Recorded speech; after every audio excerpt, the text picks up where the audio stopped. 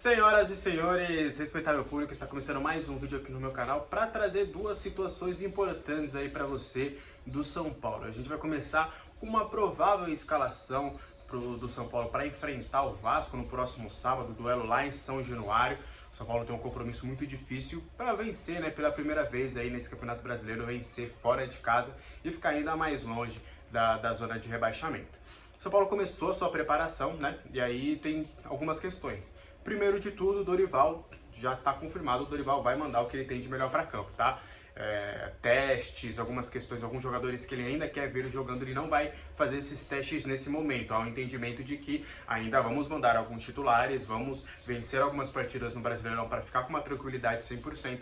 E aí sim, aí depois, mais pro final da temporada ali, a gente vai começar a fazer alguns testes, vai testar alguns jogadores, vai dar oportunidades para alguns garotos se desenvolverem, enfim, tirar algumas dúvidas aí visando a próxima temporada. Então o São Paulo vai com o que ele tem de melhor contra o Vasco. Mas lembrando, Rafinha, Caleri e Beraldo, os três estão suspensos e não vão enfrentar o Vasco. Eles tomaram o terceiro cartão amarelo contra o Corinthians.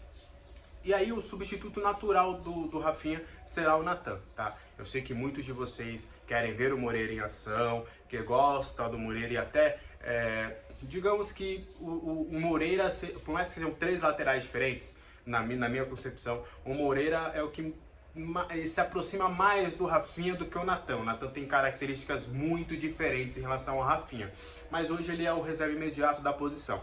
Ainda é cedo pra gente falar, mas há uma perspectiva, até pelo Moreira saber jogar nas duas laterais, que o Moreira viaje para o Rio de Janeiro e seja pelo menos relacionado aí pro confronto contra o Vasco. Mas aí a gente já está entrando numa questão de especulação, de feeling, de chutar alguma coisa do que propriamente ser uma informação concreta, tá? Mas o Natan será o substituto do Rafinha para pegar o Vasco. O Natan vai aí ser titular da equipe neste confronto. E aí pro sistema defensivo a gente vai lembrar, não tem Beraldo, não tem o Arboleda vai ficar fora aí desse mês de outubro. É bem provável que ele volte ou no finalzinho ali de outubro ou no começo de novembro, vai depender muito até dessa recuperação dele de contusão. E aí os dois titulares do São Paulo na zaga não vão jogar. Diego Costa continua entre os titulares e o Alan Franco vai jogar ao lado do Diego. Ferrarese vai ficar aí no banco de reservas. Ferrarese que está vendo uma expectativa aí, né, de voltar a jogar, ele será relacionado, vem sendo relacionado nas últimas partidas e nutre aí essa expectativa de finalmente voltar aos campos depois de uma grave contusão. Então a gente já solucionou duas ali com nomes certos. É bem difícil o Dorival pensar ou escolher outras opções que não sejam essas duas, tá? E aí vem a questão do ataque, que aí sim tem uma pequena dúvida. Eu sei que o torcedor de São Paulo tem algumas ressalvas com esse nome, mas pelo menos no primeiro treinamento da quarta-feira, na quarta-feira ele testou essas duas variações e eu vou explicar alguns motivos que levam o Dorival a crer nisso. Primeiro ponto, Juan ou Luciano. Serão essas duas opções. Poxa, Juan, tal. Primeiro, eu gosto do Juan, tá? Eu acho que ele é um jogador útil. Eu sei que pode não ser o melhor dos melhores, não pode ser um primor, aquele cara que resolve, mas eu acho que Cotia, as categorias de base dos clubes brasileiros não servem só para grandes talentos, servem para jogadores úteis, versáteis dentro do seu elenco. Nas categorias de base, o Juan era um camisa 9, né? Ele era o centroavante. Por mais que ele nunca foi um centroavante aquele tradicional, né? Alto, forte, cabeceador e tudo. Mas ele sempre nas categorias de base foi artilheiro e jogava nessa função de camisa 9. Mas nos profissionais ele começou a atuar também pelas beiradas do campo. E eu particularmente hoje acredito que o Juan possa render melhor, mais atuando pelos lados, quando ele atua mais pelo meio ali, como sendo o responsável por ser o centroavante ali, o substituto do Caleri. Eu não gostei tanto quanto ele jogou nos dois lados do campo. Inclusive, eu prefiro ele mais na esquerda do que na direita. Eu sou daqueles que gostam de jogador atacante, que vai na beirada, corta pro meio e bate. Acho que assim ele poderia até render melhor. Mas, enfim, isso aí é uma opinião. Vamos voltar para a informação aqui de fato.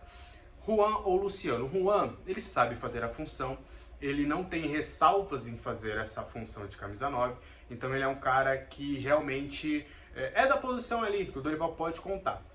Já o Luciano, por mais que o Luciano também possa contar, tá?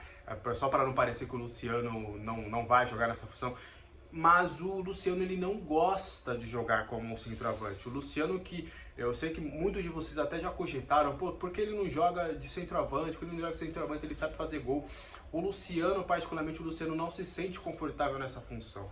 O Luciano, ele entende que ele é ou um segundo atacante, ou um meia que vai chegar ali, chegar num ponta de lança, né? Dos tempos antigos, um cara que vai estar bem próximo ali do centroavante, né, ali pelo meio, transitando. O Luciano, ele se sente confortável nessa situação de centroavante e até, né, ele jogou nas últimas partidas quando o São Paulo foi com as reservas nessa função e, na minha concepção, não foi tão bem assim quanto o Luciano pode render com a camisa do São Paulo, inclusive. Também tem essa pequena dúvida. Eu acredito que, no fim das contas, o Dorival vai acabar optando pelo Luciano, até para o Luciano começar jogando. Ele faz uma variação ali de Luciano sair, Lucas acaba tendo espaço para invadir a área. Eu acho que pode casar bem essa dobradinha de Lucas e Luciano pelo meio ali, sem centroavante fixo, né? Eu acho que pode render legal. Mas é de fato que ele tá testando essa variação ali, então não se surpreendam também, apesar do meu palpite que ele vai com o Luciano, não se surpreendam se ele acabar optando pelo Juan nessa função, tá? Na quarta-feira ele testou as duas possibilidades, aí ainda tem a quinta, tem a sexta, pro Dorival entender ali o que ele vai pensar para esse jogo, quem ele vai encaixar aí nesse ataque. Beleza? Aí só pra gente matar, só pra gente fechar de vez, questão do Erisson, tá? O Erisson tem treinado com o grupo desde o final da semana passada. Ele tá fazendo alguns treinos parciais, alguns treinos ele faz com o grupo, aí depois ele volta para fazer a sua recuperação. Tá voltando ali aos poucos, tá? A informação que eu tenho é de que existem chances remotas dele ser relacionado contra o Vasco. Pode acontecer, mas não é o que deve acontecer. E aí ele volta após a data FIFA, na data FIFA do dia 9 ao dia 11, ao dia 17, perdão, de outubro. Então ali mais de uma semana que o São Paulo terá de preparação, quase 2 semanas só de treinamentos, sem jogos. E a expectativa é que ele evolua muito e fique 100% fisicamente nesse período, para que falte só ritmo de jogo realmente que ele vai adquirindo conforme os jogos. E aí a tendência é que depois da data FIFA o Erisson comece a ser relacionado.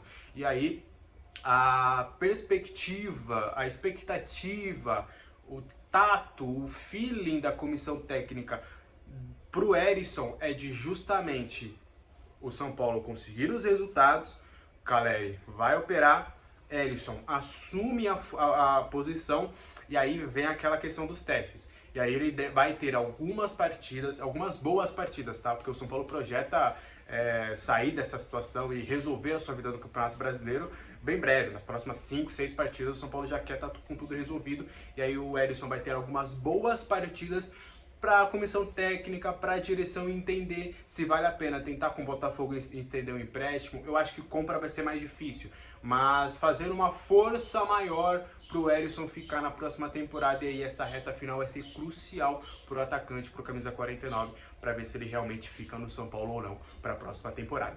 Beleza? Então esse foi o vídeo de hoje, espero que você tenha gostado. A qualquer momento eu volto aí com mais informações do Tricolor Paulista. Tchau, tchau!